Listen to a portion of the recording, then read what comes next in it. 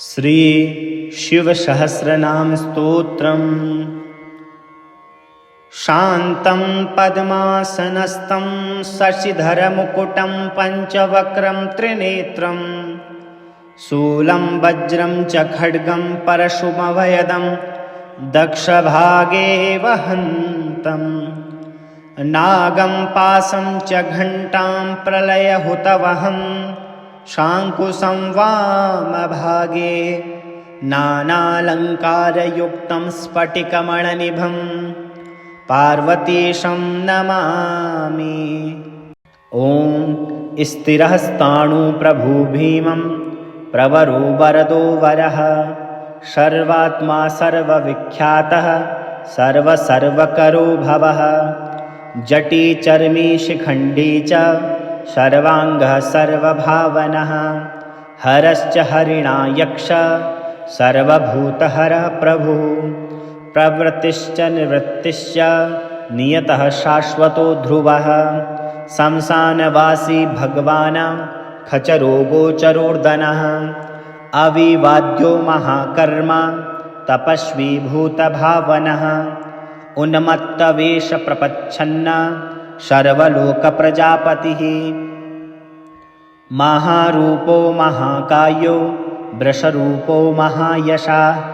महात्मा सर्वभूतात्मा विश्वरूपो महाहनुः लोकपालो अन्तर्हित आत्मा प्रसादो हर्यगर्धभिः पवित्रं च महाश्चैव नियमो नियमाश्रितः सर्वकर्मा स्वयंभूत आदिरादिकरो निधिः सहस्राक्षो विशालाक्षः सोमो नक्षत्रसाधकः चन्द्रः सूर्यः शनिः केतु ग्रहो ग्रहपतिर्वरः अत्रिरत्र्या नमस्कर्ता मृगवाणार्पणो नगः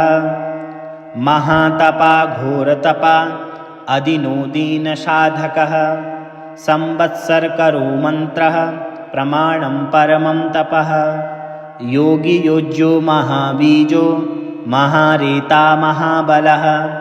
सुवर्णरेता सर्वज्ञः सुबीजो बीजवाहनः दशबाहुस्त्वनिमिषो नीलकण्ठः उमापतिः विश्वरूपः स्वयं श्रेष्ठो बलवीरो बलो गणः गणकर्ता गणपतिर्दिग्वासा काम एव च मन्त्रवित्परमो मन्त्रः सर्वभावकरो हरः कमण्डलूधरो धन्वी बाणहस्तः कपालवान् असनी शतघ्नी खड्गी पट्टिसी चायुधी महान्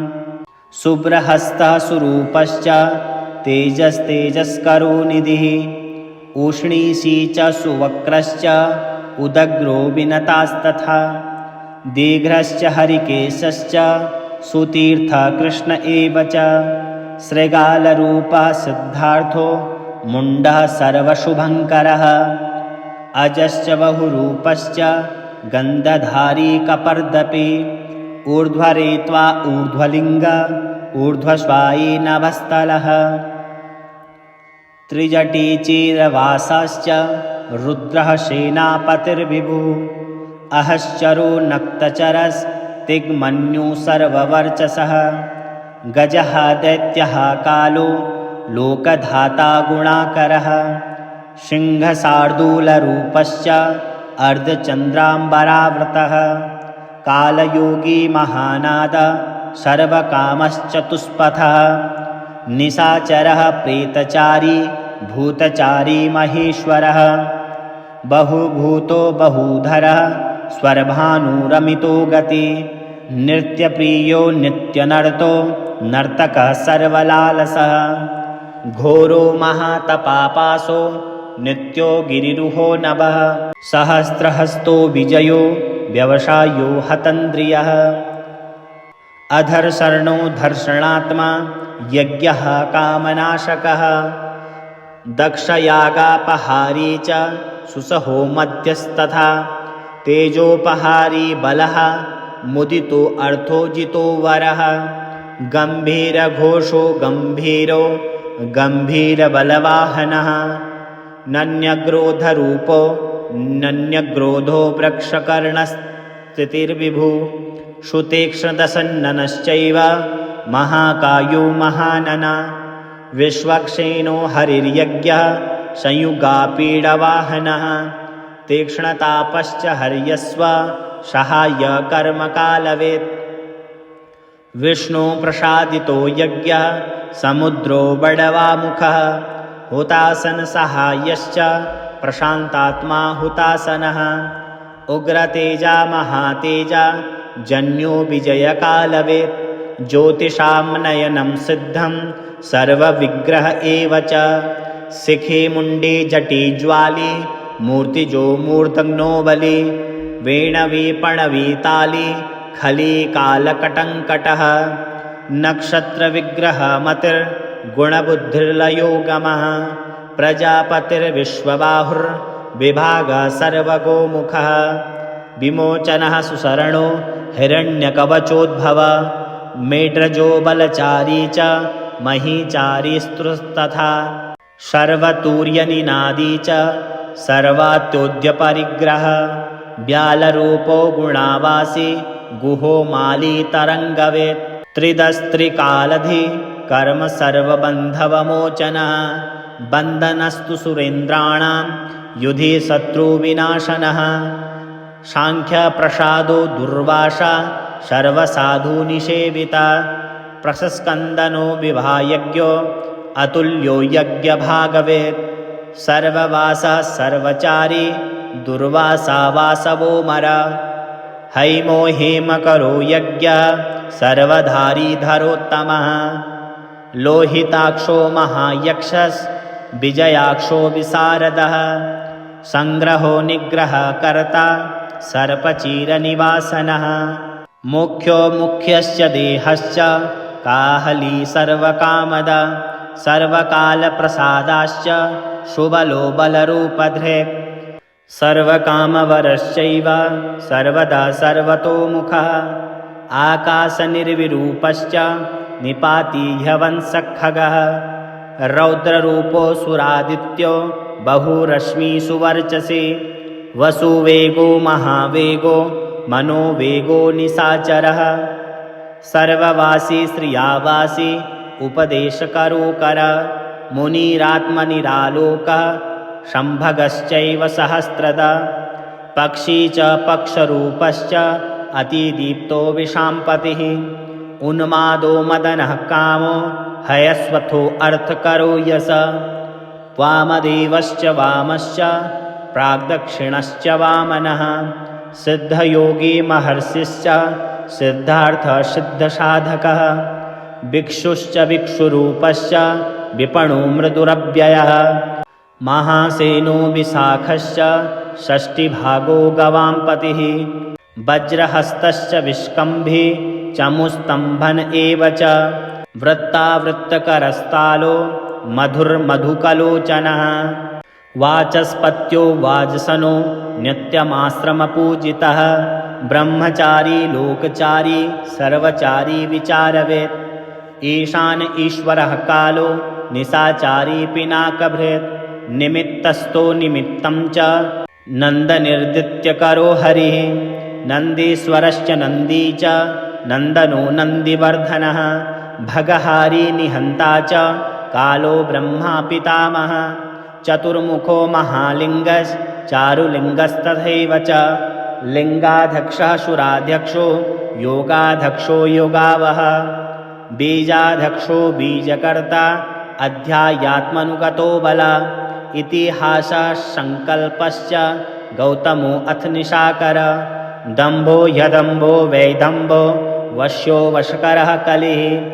लोककर्ता पशुपतिर्महाकर्ता ह्यनौषधः अक्षरं परमं ब्रह्म बलवच्छक्रु एव च नीतिर्ह्यनीतिं शुद्धात्मा शुद्धो मान्यो गतागतः बहुप्रसादः सुस्वप्नो दर्पणो अथ त्वमित्रजेत् वेदकारो मन्त्रकारो विद्वान् समरमर्दनः महामेघनिवासी च महाघोरो वशीकरः अग्निज्वालो महाज्वालो अतिधूम्रो हुतो हविः विषणः शङ्करो नित्य वर्चस्वी धूम्रकेतनः नीलस्तथाङ्गलुब्धश्च शोभनो निर्वग्रः स्वस्तिदं स्वस्तिभावश्च भागी भागकरो लघुः उत्सङ्गश्च महागश्च महागर्भपरायणः कृष्णवर्णः सुवर्णश्च इन्द्रियं सर्वदेहिनां महापादो महाहस्तो महाकायो महायसा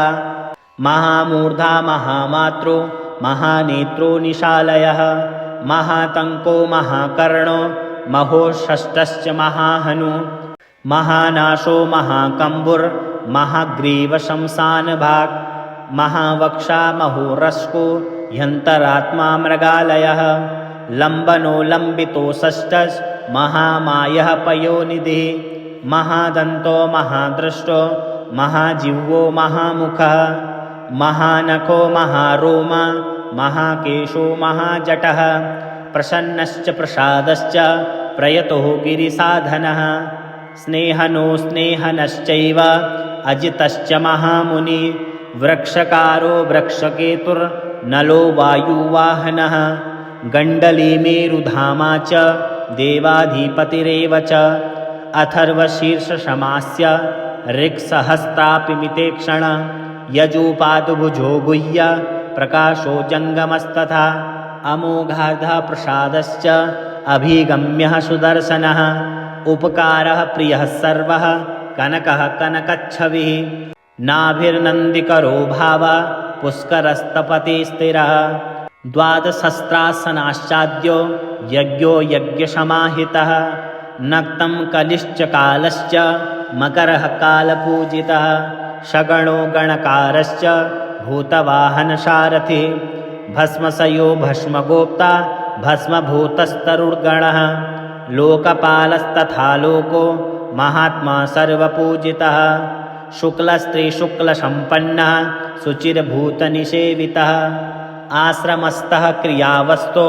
विश्वकर्ममतिर्वर विशालशाखास्ताम्रगोष्ठो जम्बुजाजलसुनिश्चिलः कपिलः कपिलः शुक्लः आयुष्यैव परोपरः गन्धर्वो यदितिस्ताक्ष्यं सुविज्ञेयः सुसारदः परस्वधायुधो देवो यनुकारी सुबान्धवः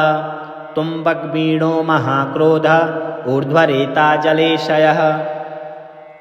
उग्रो वंशकरो वंशो वंशनादो यनन्दिति शर्वाङ्गरूपो मायावी सुहृदो हनिलो नलः बन्धनो बन्धकर्ता च सुबन्धनविमोचनः सयज्ञारी सकामारिर्महाद्रष्टो महायुधः बहुधा निन्दितः सर्वः शङ्करः शङ्करो घनः अमरेशो महादेवो विश्वदेवासुरारिः अहिर्बुध्न्यो नीलाभ्यश्च चेकितानो हविस्तथा अजैकपाश्च कापाली त्रिशङ्कुजितशिव धन्वन्तरी धूम्रकेतुः स्कन्दो वैष्णवस्तथा धाता शक्रश्च विष्णुश्च मित्रत्वष्टा ध्रुवोधरः प्रभावः सर्वगो वायुर्यमा सविता रवि उसङ्गुश्च विधाता च माधाता भूतभावनः विभुर्वर्णविभावी च सर्वकामगुणावः पद्मनाभो महागर्वश्चक्रवक्रो नीलो नलः बलवाश्चोपशान्तश्च पुराणा पुण्यचञ्चुरुई कुरु कर्ता कुरु वासी कुरु भूतो कुरु गुणो सदः सर्वसंयोदर्भचारी सर्वेषां प्राणिनां पतिः देवदेवः शुकांसक्त सत्सत्त्वसरत्नवित् कैलासगिरिवासी च हिमवद्रीगिरिसंशयः कूलहारी कूलकर्ता बहुविद्यो बहुप्रदः वणिजो वर्धकी वृक्षो बकुलश्चन्दनश्छन्दः सारग्रीवो महाजत्रुर्ललोलश्च महोषधः सिद्धार्थकारी सिद्धार्थश्छन्दो व्याकरणोत्तरः सिंहनादा सिंहद्रष्टा सिंहवः सिंहवाहनः प्रभावात्मा जगत्कालस्तथा लोकहितस्तरुः सारगो नवचक्राङ्गः केतुमालीशभावनः भूतालयो भूतपतिर्होरामन्त्रनिन्दितः वाहिता सर्वभूतानां निलयश्च विभुर्भवः अमोघसंयतो ह्यस्व भोजनः प्राणधारकः धृतिमान् मतिमान् दक्षः सत्कृतश्च युगाधिपः गोपाली गोपतिर्गामो गोचर्मः वसनो हरिः हिरण्यबाहुश्च तथा गुहापालप्रवेशिनां प्रकृष्टारिमहर्षो जितकामो जितेन्द्रियः गान्धारश्च सुवासश्च तपःशक्तो रतिर्नर महागीतो महानृत्यो ह्यप्सरो गणसेवितः महाकेतुर्महाधातुर्नेकसानुचरश्चल आवेदनील आदेशः सर्वगन्धसुखावः तोरणस्तारणो वातः परिधिपतिखेचर संयोगो वर्धनो वृद्ध अतिवृद्धो गुणाधिक नित्य आत्मसहायश्च देवासुरपतिः पतिः युक्तश्च युक्तबाहुश्च देवो दिवि सुपर्णवः आषाढस्य सुषाढश्च ध्रुवो अर्थहिरणो हर वपुर्रावर्तनो मानेभ्यो वसुश्रेष्ठो महापथः शिरोहारी विमर्शश्च सर्वलक्षणलक्षितः अध्यक्षश्च रथो योगी च सर्वयोगी महाबलः सामामानयो सामामानस्तीर्थदेवो महारथ निर्जीवो जीवनो मन्त्रः शुभाक्षो बहुकर्कशः रत्नप्रभूतो रक्ताङ्गो महार्णवनिपानवित् मूलं विशालो ह्यत्मृतो व्यक्ताव्यक्तस्तपोनिधिः आरोहणोधिरोहोश्च शीलधारी महायशः सेनाकल्पो महाकल्पो योगो युगकरो हरिः युगरूपो महारूपो महानागहनो वदः न्यायन्निवर्णपर्णपादः पण्डितो ह्यचलोपमः बहुमालो महामालः शशिहर्षुलोचनः विस्तारो लवणः कूपस्त्रियुगः सफलोदय त्रिलोचनो विषण्णाङ्गो मणिविद्धो जटाधर विन्दुर्विसर्गसुमुखः सरः सर्वायुधः सः निवेदनः सुखाजातः शृङ्गधारो महाधनुः गन्धपाली च भगवानुत् उत्थानः सर्वकर्मणां मन्थानो बहुलो वायुः शकलः सर्वलोचन तालस्तालः करस्थाली ऊर्ध्वसंहननो महान् छत्रं सुच्छत्रो विख्यातो लोकः सर्वाश्रयः क्रमः मुण्डो विरूपो विकृतो दण्डी कुण्डी विकुर्णवः हर्यक्षः ककुभो वज्री शतजिह्वा सहस्रपात् सहस्रमूर्धा देवेन्द्रः सर्वदेवमयो गुरुः सहस्रबाहुः सर्वाङ्गः शरण्यः सर्वलोककृत् पवित्रं तिक्कुमन्त्रं कनिष्ठं कृष्णपिङ्गलः